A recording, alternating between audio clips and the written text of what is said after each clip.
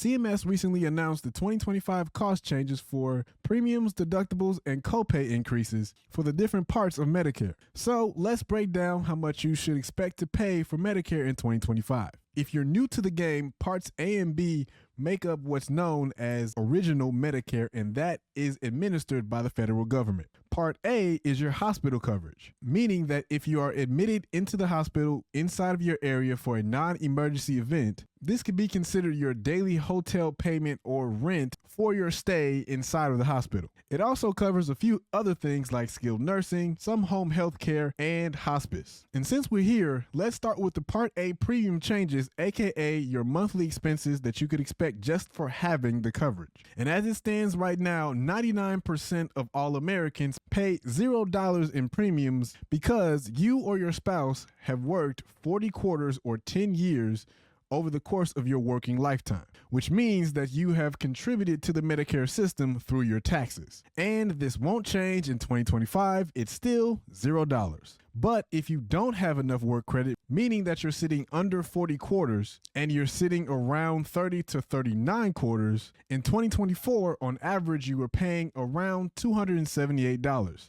But in 2025, the monthly premium has gone up around $7 to $285. And if you worked fewer than 30 quarters, meaning 0 to 29, that means on average in 2024, you were paying $505. Well, in 2025, you could expect to pay $518, which is a $13 spike from 2024. But keep in mind that you can still qualify for a free Part A premium if your spouse is 62 and has enough credits. However, if they are 62 and do not have enough credits, or if they're not 62 yet, you're going to have to pay the premium that we just talked about. Now let's move on to the other parts of Part A that you need to be aware of, which includes deductibles and copays, which have both changed in 2025. Now, if you don't know, the deductible is what you would have to pay in terms of Part A before they actually do anything or it actually kicks in, which mostly comes in as a factor for those who only have Original Medicare and do not have a supplement or an advantage plan in place at all. This deductible is not what you probably are used to in terms of an annual deductible because it's known as a per benefit period deductible. That's confusing. I'll explain. What this means is that you could see multiple Part A deductibles throughout the year, which, oh, by the way, the Part A deductible for 2025 has increased to $1,676, which is up from $1,632 in 2024. So what exactly does this deductible cover? Glad you asked. Again, I'll explain. This covers the first 60 days that you are in the hospital, so 0 to 60 in terms of your hospital stay. If you are in the hospital longer than 60 days, 61 through 90, the copay for 2025 is $419 per day, which, oh, by the way, is up from $408 in 2024. Again, that's per day. However, if you are in the hospital for 91 through 150 days plus, which are also known as your lifetime reserve days, the copay for 2025 is $838 per day, which used to be $816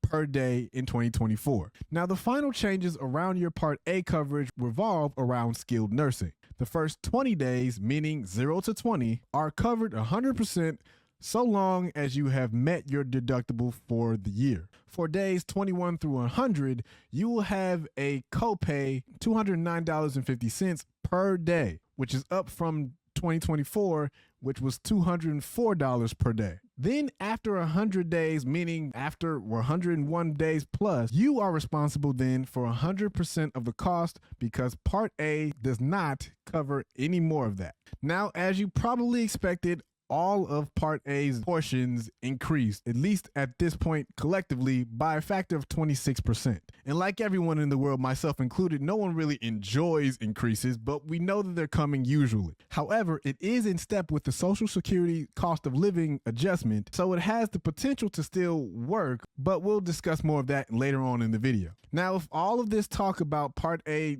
adjustments and increases made you feel bad about the outlook of being on Medicare in perpetuity for the rest of your life, especially if you're coming in for the first time, the good news is that majority of people choose to fill these gaps with a supplement plan or an advantage plan to help aid in some of the areas that Part A plan lacks, though they accomplish those things in very different ways. And I plan on making a lot more videos around this topic, so be sure to subscribe and hit the bell notification so you don't miss any videos, specifically when they come out, so that you can get your questions answered earlier rather than later. Okay, now let's switch gears and talk about Part B, what it covers, and the changes that have been made. So, this is usually known as your medical coverage, your doctor visits, your x-rays, labs, chemo, and much more. Now, these changes are much more applicable to everyone because majority of people will deal with Part B costs or changes in costs in one way or another. Now, Medicare Part B costs tend to increase or change each year, so this should be no surprise for those that have been on base for a good amount of time. But for 2025, the base cost for Plan B has increased to $185 per person per month, which is a $10.30 per month increase, which is 5.9% higher than 2024's base premiums. Now, in context, this is sitting right around the average because if we look back to when Medicare first started, the average change was around 7.7%. But if we take the last 20 years into account, the average has been 5.6% overall. So this year's change is close to the average that we've usually seen over the last 20 years. Also, the Social Security cost of living adjustment, which is the additional amount given to Social Security beneficiaries, will increase 2.5% in 2025, meaning your Social Security income has gone up 2.5%, while your Medicare Part B premium has gone up 5.9%, which means that your healthcare fixed expenses as a percentage rate have gone higher than your fixed income amount, which is why I mentioned earlier that Part A isn't as bad because it's basically the same as your Social Security cost of living adjustment. But Part B increases usually tend to outpace Social Security income increases, which in this case is more than double if we look solely at the percentages. Keep this in mind though, your Social Security check is usually a number in the thousands, so a 2.5 increase is slightly significant as opposed to the increase of $185 for Part B on average. Though, as we can clearly see in the world today, that is not the only thing that is going up in terms of your living expenses. Groceries, gas, and everything else is also going up as well, which are rising alongside the cost of Medicare Part B. Also, supplement prices are up as well by an average of 10%, 9.9% specifically, and Advantage plans have seen an increase to the max out-of-pocket cost that is around $300 per year. I also need you to remember that your Part B premiums are based on income from 2 years ago. So if you're a high income earner or you've had a great year 2 years ago, whether you sold some investments or property, your Part B premiums will be higher because of the income related Medicare adjustment amount, otherwise known as IRMA. And for your viewing pleasure and to make this a little bit easier, here's a chart for 2025. Something to take note of is that some of the income brackets increased by an average of 2.9%, meaning instead of the $103,000 and under for base premium last year if filing single, you would have to have a modified adjustment of $106,000 in 2023 to affect this year's premium in 2025. Or if you're filing jointly, $212,000, and these spikes carry over into other brackets as well. Now, along with the Part B premium increase, we will see an increase in the deductible for Part B as well. But the difference between Part B and Part A's deductible is that this is annual, but it is also something that you will need to pay before Part B actually kicks in and helps to pay for anything. And if you have a supplement plan that is not Plan F or J, you will have to pay this deductible as well before your supplement plan actually kicks in and helps out. And for 2025, the Part B deductible will see an increase of $257, which is up $17 from 2024, a 7% increase over the last year. But as I mentioned before, this is an annual deductible, so once met within the year, you won't have to pay this again until the next January because it does reset in January. Okay, so that wraps up the original Medicare costs and changes for the next year in 2025. Let's shift gears to Parts C and D, which, by the way, are not administered by the federal government. They are regulated heavily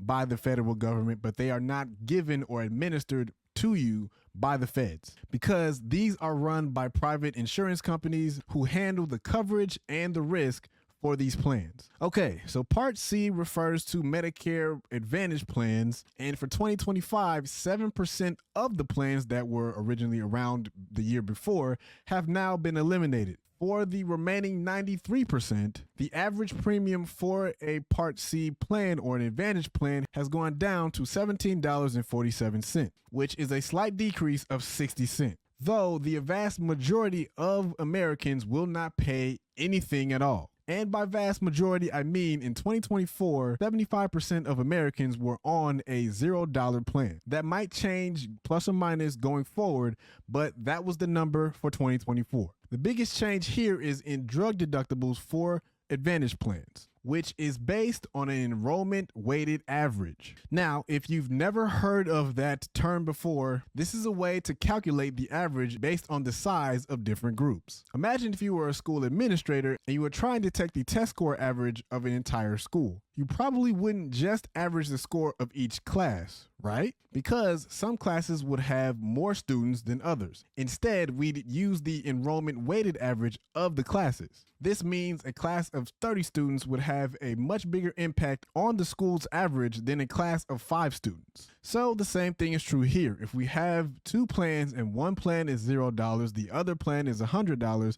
and we have 99 people inside of the $0 plan and 1 person on the $100 plan, the arithmetic average of that would be $50. But the weighted average of that would be $1, because the weight is given to the 99 people in the $0 plan. So now that we have that explained, the enrollment weighted average is going up from the 2024 amount, which was $176, to $309, which is a 76% increase over the last year for 2025.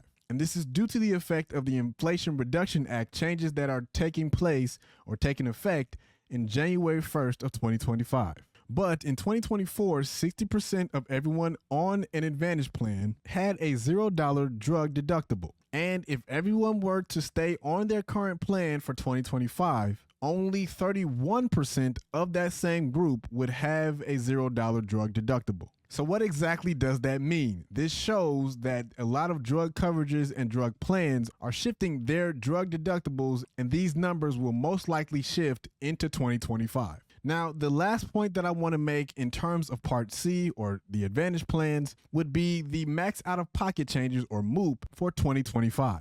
For 2024, the average was around $4,644, which is being increased around $300 to $973, which is an increase of 6.5%, which is close to things like Part B, but well below the drug deductible increase. Now, as I mentioned before, the federal government does highly regulate these plans, and that's specifically shown in these numbers and the numbers that I'm going to talk about in a second, in that they set a cap on how high these numbers can actually become. And the number that you will see will directly depend on whether you go in-network or out-of-network. Max in-network for 2025 is going to be $9,350, where previously in 2024, that number was $8,850. And if you're keeping score at home, that's a 5.6% increase over the past year. Now, PPO plans, as you may expect, have a little bit of a different situation because these plans have a separate max out of network rate. In 2024, you could expect to pay $13,300, but in 2025, that's going to increase to $14,000 even, which is an increase of 5.2% over the year. Based on the averages for max out of pocket, which is around $5,000, very few plans have this high of an amount, but some of them do. And this illustration is just to show the most that you could potentially pay depending on the plan that you choose. All right, let's move on into Part D, which is your standalone drug coverage plans. And if I do say so myself, looking at these numbers, this is an absolute jungle because of the Inflation Reduction Act, which again is taking effect January 1st, 2025. Now, the good news is that this does add a $2,000 cap on your drug cost, and that means that if you fall inside of a certain criteria, your drug coverages or your drug costs won't go over that number. But that means that the insurance companies are going to have to shift the burden, and most likely that burden is going to be bared by you, the consumer, in the form of higher copays, premiums, coinsurance, and the shifting of formularies across the board. But something to note here about the $2,000 cap is that these are for drugs that are on formulary. So if your current prescription is not listed there, then that $2,000 cap max out of pocket does not apply. And you will see much more than that in terms of your costs if you fall into this bucket. According to the most recently published release from the CMS, average drug premium for 2024 was around $53.95, which is going down in 2025 to $46.50, which happily is a decrease of 13.8%. Now, if you're wondering why that is, the reason for that is because of the recent bailout for standalone drug plans, which helps minimize the overall impact and blow. Now, here's hoping that that actually stays that way going forward. But again, we all know that nothing in this world is more constant than change. That said, it's really hard for me to say that this is all good news because we live in living color, because there's what's being said by the CMS and what's going on in real life. But as a data nerd myself, my guess here is that they're doing some sort of weighted average here. There are $0 to $1 plans that are very low cost, and they are able to keep those costs lower because of lighter formularies and the ability to cross-sell in terms of the insurance company. So if you have no medications at all or very few low-cost medication, these plans are great because they're low or no cost at all, and they help you alleviate or get around the Part D penalty, which will be talked about more in a coming video. But if the aforementioned statement does not apply to you, some people are seeing 300 to 500% increases in their standalone drug plans. So again, I say it's hard for me to say that this is all good news in a bed of roses because of what the CMS has said. Because if you just look at those numbers, it's basically like everyone's Part D plans are going down, and that's not necessarily the case. So I would say that this is actually a case-by-case basis determined by your own situation and what you have in terms of medications. But according to the CMS, Part D plans have gone down. Now, I've been talking about this whole up and down situation and case by case thing, but there are plans that have gone down. But there are also plans that have gone up, and how you are impacted will be based on the medications that you have and which plans cover those medications or pay for those medications most effectively. And I have a video planned coming up soon that goes over how to find and then pick the best plan for you in terms of drug coverages. So if you haven't subscribed already, go ahead and hit that subscribe button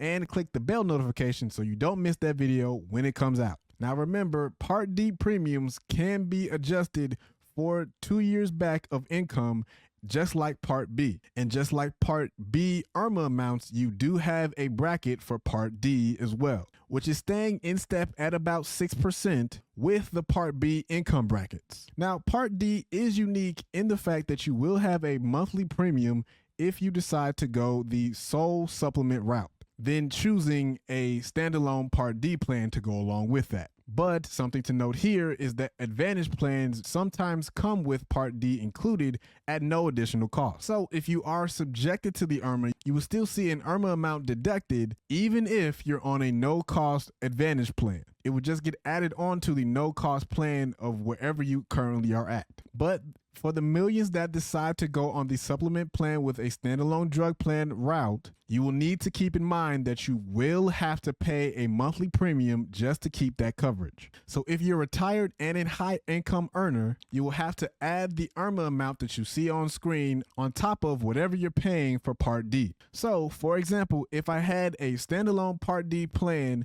that is averaged at $47 a month, and I'm in the second tier income bracket, my monthly payment becomes $82.30. And by the way, that is again per month. But if you're married and filing jointly, that then becomes per person, so $82.30 per person. Rounding third and heading home, the max allowed Part D deductible has gone up from $545 in 2024 to $590 in 2025, which is an increase of $45 or 8%. Whew. Okay, take a deep breath. I know that was a whole lot of stuff that I just threw at you, but here's everything that you need to know on screen at one shot. Pause, take a screenshot of this if you're on a mobile phone, or take a picture of it if you're on a TV, or if you're watching this from a TV or a desktop.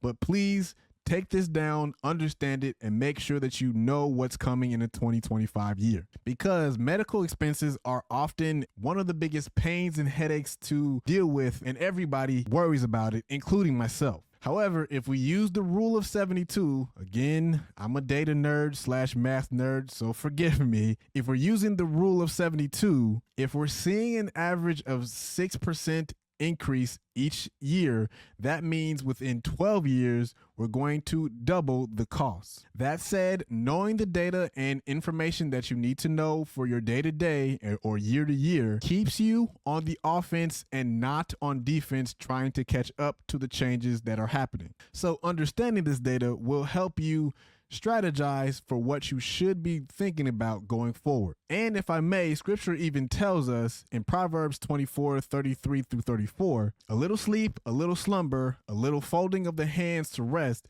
and poverty will come upon you like a robber, and want like an armed man. And also in scripture as well, Hosea 4:6 says that my people perish because of lack of knowledge. There's a lot more to that scripture as well, but specifically for the application here, this means that we have to know and understand the data that is all around us, because like it or not, our world revolves and is run by data and data points everywhere. And that's exactly what this channel is dedicated to, freeing the data around the healthcare space and financial space is as much as I possibly can. So again, if you have found value in this video, I ask you again to please subscribe so that as I put out more data-driven healthcare information in these videos, you don't miss any of them, because this data is usually hard to flesh out. And if you decide to reach out in terms of Medicare, my goal is to serve and find the best plan that will fit your day-to-day needs and your budget. I'm here to help however I can. If you would like to reach out, we can reach me at benefitnerds.com and get help with Medicare, healthcare, life insurance, financial planning. And if you made it to this point in the video, your secret code here is,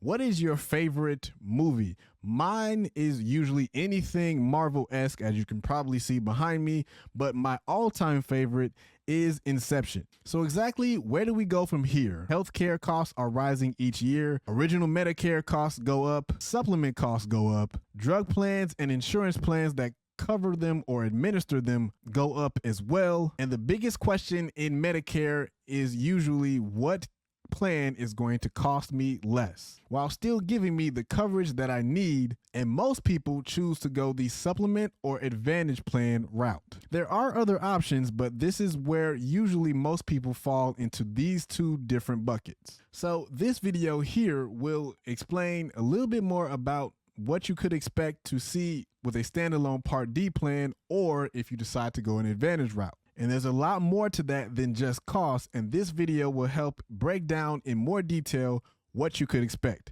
I'll see you over there.